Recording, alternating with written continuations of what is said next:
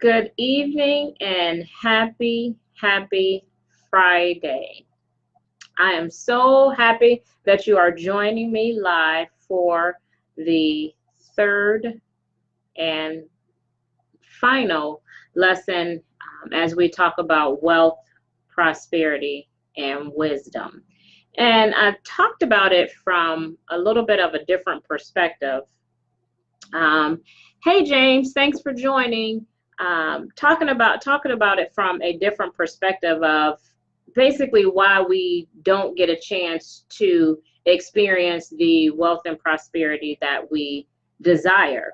And the biggest reason is procrastination. So we kind of talked about in the past two lives, we talked about procrastination, and the very last one, the second one, we talked about why we procrastinate, and it's a scientific, kind of a scientific thing.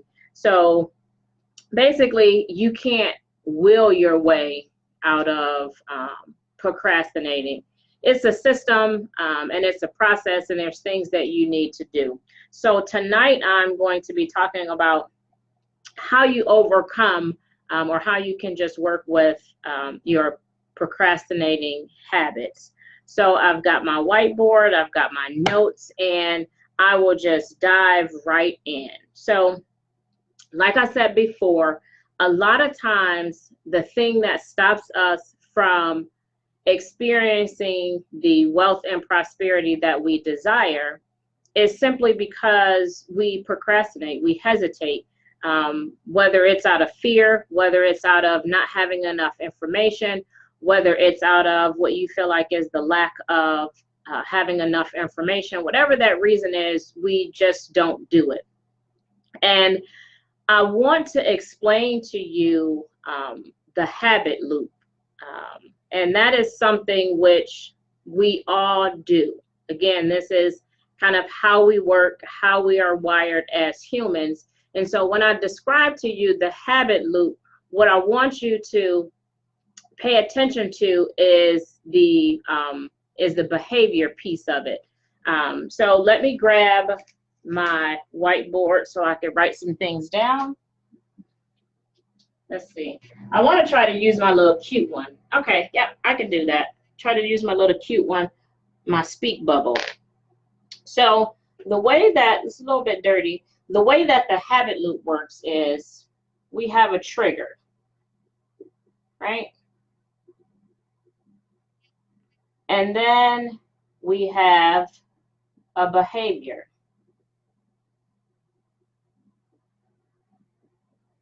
Then we have a reward.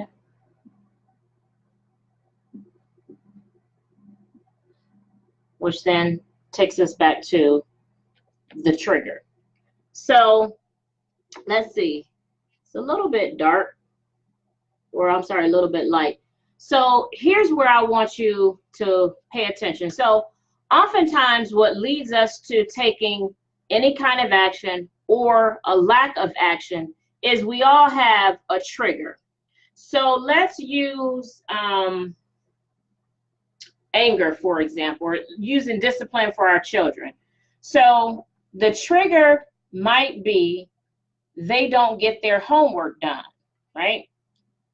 The behavior that we do as parents, or that we may take action on as parents, is to put them on punishment. We take away their electronics.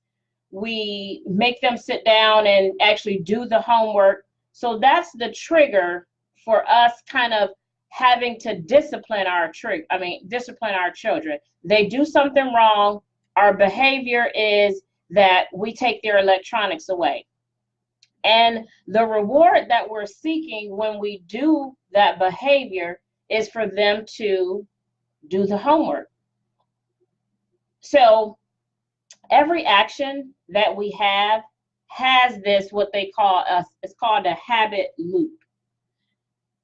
There's a trigger, there's a behavior, and there's the reward or the satisfaction of whatever the opposite of that trigger is. Maybe another example is People who maybe use food as comfort. The trigger is I'm angry. The behavior is I eat. The reward is I feel happy. So that's again how the habit loop works. Most often we can't change the trigger because there are going to be things in our life and in our business that happens to us that we can't change, right? And then we also usually the reward is the reward. The reward is us feeling satisfied or getting that goal met. The thing that we can change is our behavior. So rather than if we find that, go back to the example with our children, they're not doing their homework, their chores, or whatever it is that triggered us to be angry. We could yell, we could scream, we could give them a spanking, we could take their electronics away. But if we're not getting the reward that we want, the only thing that we can change is our behavior. So we have to think about inserting a new behavior when that trigger happens. So when it comes to wealth and prosperity and procrastinating to get some of those things done, what is the trigger that happens for you to not get the work done? Is it that you're feeling overwhelmed? Is it that you feel like you don't have enough money? Is it that you feel like you don't have enough support?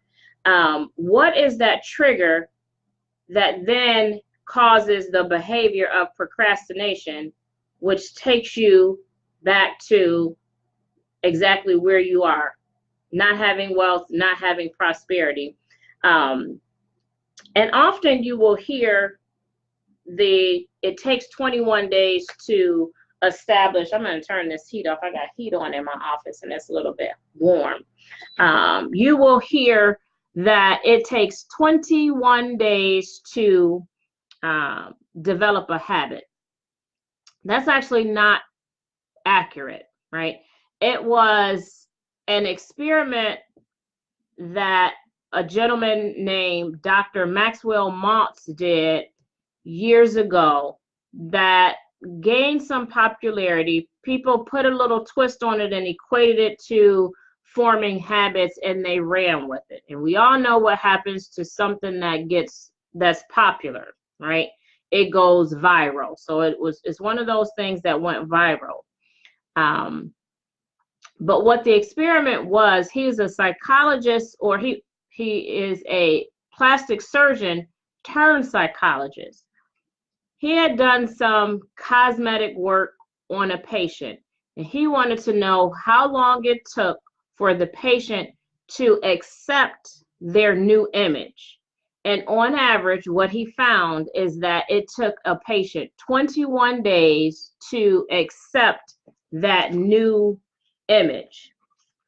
He also used it as an example when someone got their leg or arm amputated. It took on an average 21 days for the person to recognize that that arm or leg was no longer there. So again, we're talking about self-image. And then the last example or kind of study that he did is like when a person purchases a new home, it takes them on average about 3 weeks before they recognize that this actually feels like home, before they actually say, hey, this feels like home. So that was the experiment and the things that was done as to how we kind of got this 21-day thing. So again, it gained some legs, it gained popularity, and people took it as it takes 21 days to form a habit, when that's not actually correct. So just because you spend 21 days doing something one day after another, it doesn't mean that it's going to be a habit. What that means is you've done something for 21 days. You'll know when it becomes a habit, when it no longer feels like it's a burden, when it no longer feels like if you looked at the second video, when it no longer feels like or triggers in your brain that this is something that I don't want to do, it just becomes second nature. That could be 3 months, it could be 6 months, it could be a year. But the point that I want to make there is, don't allow the 21-day myth thing to get in your way of trying to create and establish new behaviors from any triggers that you get that have in the past allowed you to procrastinate. So stop beating yourself up about, I'm not getting it done. People keep sending me this information. I think it's awesome. I haven't acted on it. You can still act on it. What you want to do is figure out why you haven't, what the trigger is. Like for me, I know that when I get way too many options, I tend to shut down and I choose none. So if I'm going to choose new glasses, it's time for me to get new glasses. I go into the store and I tell the salesperson, look, I don't do well with a whole lot of choices. So what I need you to do is point me in the right direction. Here's what normally looks nice on my face. Pull me a couple. I'm going to go sit down over here and then we could try them on. Because what's going to happen is, because I know my triggers and I know my behavior, what's going to happen is, if you leave me to look at all of these choices in the store alone, I'm going to walk out and I'm not going to choose anything because it's too much. My trigger is, when things get overwhelming, I shut down and now I feel better. That's my reward. What I have to learn to do is, if I start to feel overwhelming, that's my trigger, then I know that I need to take time to figure out, how do I break things down into manageable steps so that I don't feel overwhelmed and I can get the stuff done. It might mean that I need to get help. It may mean that instead of me thinking that I'm going to get this thing done today, that I actually get it done over the course of a week. So whatever that those triggers are for you, it's important for you to know what those triggers are that causes the behavior that you want to change. And another thing is knowing the type of procrastinator that you are. There's 6 different, well, you'll probably find a whole bunch of different procrastinator types out there, but for purposes of this video, I am going to be talking about 6 different types of procrastinators. So you've got the perfectionist, the person that has to have everything just so. Everything's got to be in order. B has to follow A, C has to follow B, or else I can't get it done. Usually they have, you have to meet high expectations, and you work so hard that you never really finish because everything has to be perfect. Then you have the dreamer. You're great at planning, but the practical reality of sitting down to do the hard work is just not there. You don't like the details. The minutia of the details drive you crazy. You just want to sit back and, I just want to dream about it. I got the big vision. I want to make $1 million. I want to make $100,000. But when it comes to planning exactly how you're going to do that, you kind of get lost in the details. So if you're that type, then you're the dreamer. And then you have the worrier. What if this happens? What if that happens? What if I'm not good enough? What if I do it wrong? What if I do it too right, or I get it, too perfect? That is the person that avoids making decisions. They resist change and they're fearful about things that seem unfamiliar. So the worrier procrastinates because they think of everything that could go wrong. And then you have the crisis maker.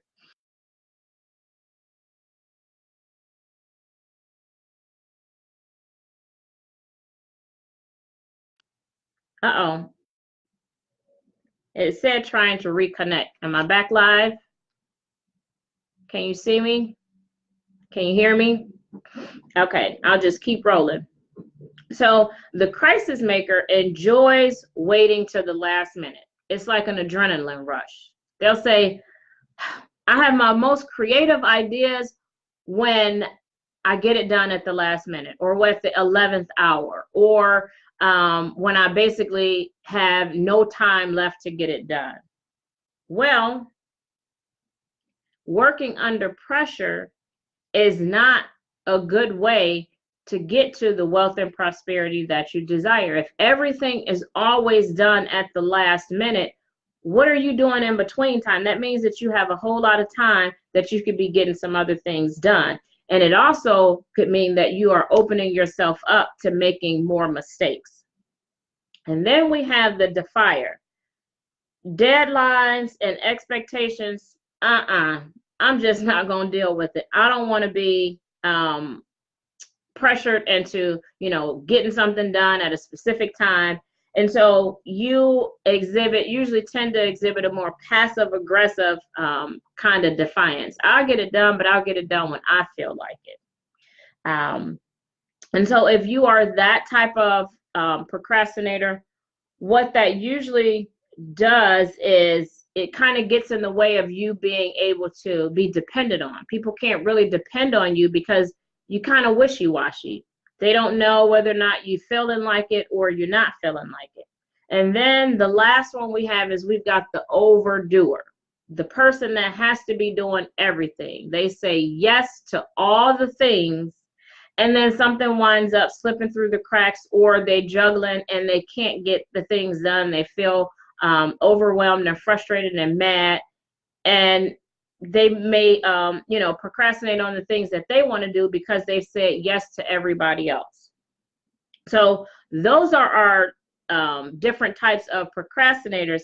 And when you know the type of procrastinator that you are, it helps you to be able to identify why your behaviors are that way and what they are, and then be able to figure out, okay, I obviously need to do the opposite of that if I want to stop procrastinating so that I can forge my way to wealth and prosperity. Then you want to know the type of procrastinator that you are so that you can begin to not necessarily unlearn some of those behaviors, but to be able to choose other behaviors to go in the place when your triggers happen. And then the last thing that I wanted to just kind of talk about is basically how habits are formed and how do we begin to take the next steps. What's the next steps from this point? So I know that procrastination kind of gets in the way. I know that our brain is wired for us to kind of, battle in our own minds, and procrastination is not a bad thing. It's just the way that I'm wired. I know that in order for me to begin to take some steps forward, I need to change my behaviors. Well, habits are formed with consistent commitment. First thing that you need is you need to have a plan, right? And not just any plan, because you can get a planner, you could write down a whole bunch of things, and you may still find yourself not getting those things done that's on your to-do list. You need a plan that's customized to your procrastinator type, to your triggers, and to the things that you actually want to get done. So the first thing you need is you need a plan. And the second thing you need is you need a partner.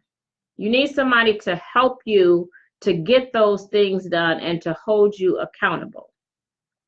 Until it becomes automatic, you need accountability. And I'll say that again. Until the behavior becomes automatic, you need to have accountability.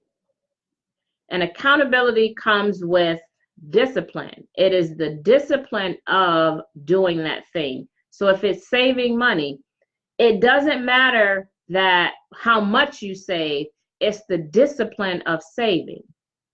So if every time you get money, you decide that I'm going to save 10% no matter what, it doesn't matter if it is $1. You save 10 cents because you're working towards the discipline of a behavior and not towards the goal of something. So you want to make sure that you have a plan and a partner. And as I come to a close, I want to offer you this.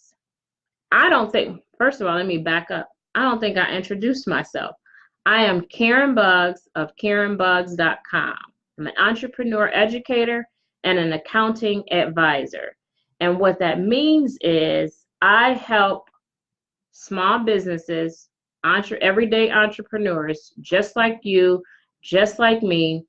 I help them to boost their bottom line, which is also known as profits, by helping them create better business plans and pricing their products and services for profit. So that's who I am. The offer that I have is I am in the process of putting together a masterclass for those who feel like they are stuck, like they're kind of stuck between a rock and a hard place. I'm stuck between where I want to go and where I am, and I can't figure out how to gain the momentum to get moving. So this masterclass is going to walk you through a process that I've developed to be able to move you forward from where you are. And then as a part of that masterclass, you'll get a one-on-one with me, which normally does not happen, especially at the price point that I'm going to be offering it.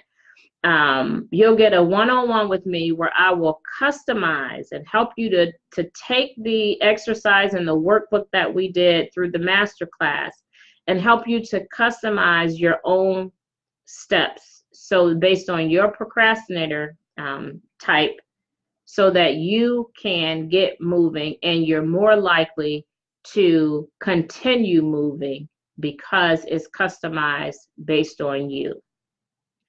If that is something that you are interested in, let me know in the comments. Put your email address in the comments and let me know, and I will send you a link to join the wait list.